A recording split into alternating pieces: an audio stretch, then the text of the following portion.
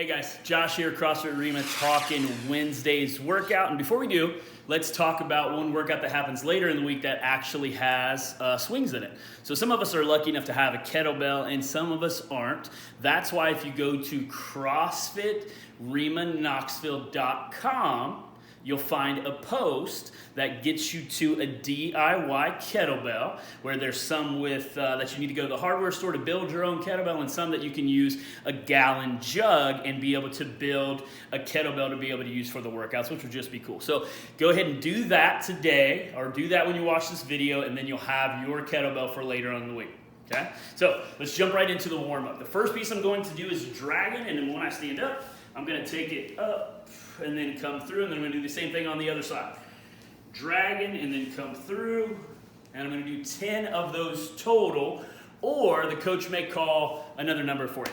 Okay, that's going to be piece number one. Piece number two, I'm going to get into a Kang squat. So what that looks like, it's generally an Olympic movement where I go through the positions 1, 2, 3 of my Olympic squat. So I'm going to get into this position. I'll hit one, then I'm going to get to 2 position, then I'm going to get down into the bottom position, working the knees out, back, up, stand. That's going to be my Kang squat, and I'm going to do anywhere from 10 to 15 of those.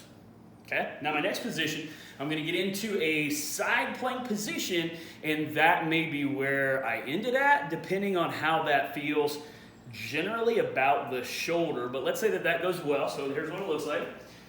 I get into a tall side position, feet are stacked if I can.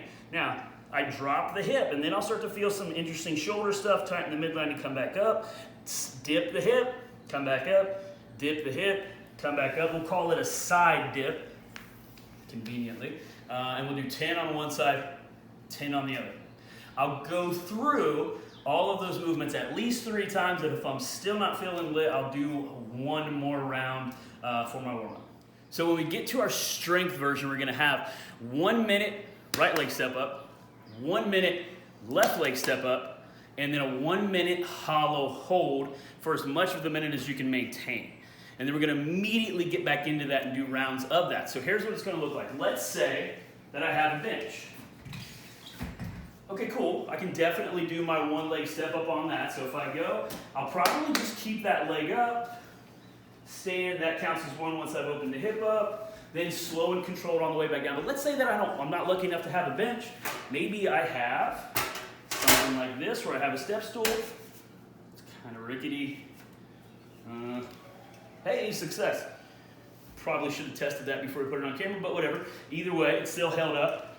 Wanting to make sure that on the way down, especially, that I'm going slow. And I actually really enjoy doing this without shoes on, because if you go too fast at all, positive punishment kind of sets you up. And again, I do 1 minute right, 1 minute left, and then I go into 1 minute of a hollow hold. So here's what the hollow hold is going to look like. Once I get down into position, maybe my hold, and this is probably where coach is going to start you at to check. If that feels good because the hollow shape of my lower back is the most important, then that's where I'm going to be at to start. If that feels too easy, then I can go ahead and stretch that out. If stretching it out feels uncomfortable, or my lower back comes off of the ground, well, then I need to move back to my last successful position. Okay, so again, let's say that I'm good to go. I go back here to start. Good to go. Okay, so maybe I can extend. Maybe I can pretty gymnastic toe point, and then I'm up.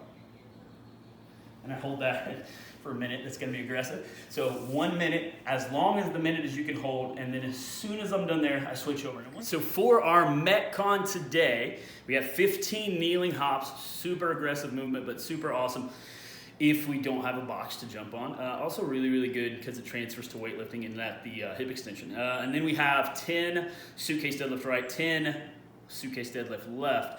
Let's assume that the kneeling hop is off of the table, that we don't have that. Okay, cool.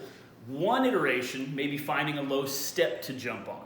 Okay, that's kind of getting there. There's not as much of the squat, but I like the jump. So if I have a low step or something that's very stable that I could jump onto and start to build the jump capacity, that's great. Okay, or failing that, then I'm going to work the air squat. So again, I get into my squat position, which is feet just outside of shoulder. I grip the floor with my toes, push my knees away, and the midline of the lower back is active so that I'm not relaxed, and then I stand all the way up at the top. That could be another successful scale to my kneeling hop, okay? Now, if I have the kneeling hop, it's gonna look like this. I start in kneel, which probably needs to be a soft-ish surface. When I do a kneeling hop, I always put my feet into that extended position, never that. Going into that to jump, I don't know, I feel like that's really, really, really awkward. So I always go and touch down. Now, one important note, if I can't get my shins all the way on the ground or really, really close, if I'm stuck here, then the way to do that may be just applying tension over time, and this is a mobility that I might do every day until I start to get to where I'm flattened out. Now, here's what my kneeling hop looks like. I get to start here, then I'm gonna actually go up to this tall kneel position so I can get stretch shortening out of it. Therefore, when I go to extend, it's more about how quickly I can bring my hips up than how strong my legs are. Okay, so again, you watch into this position, I go here, and then I land hips above the knees, and then I stand. Okay, that's gonna be my kneeling hop. Then I'm gonna do 10 right hand suitcase deadlift. So I have my chalk bucket. You can use a kettlebell, you can use a dumbbell, you could use a loaded barbell, that'd be interesting. But I get into this position.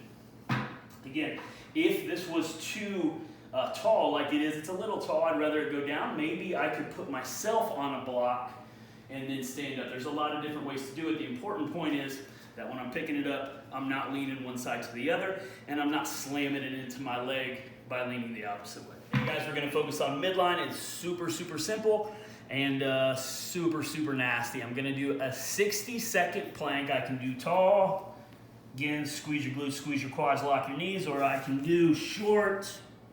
Either way, I hold that for 60 seconds. Then I immediately click over to my V-up, which looks a lot like that hollow shape we've already done, so you're kind of already pre-fatigued.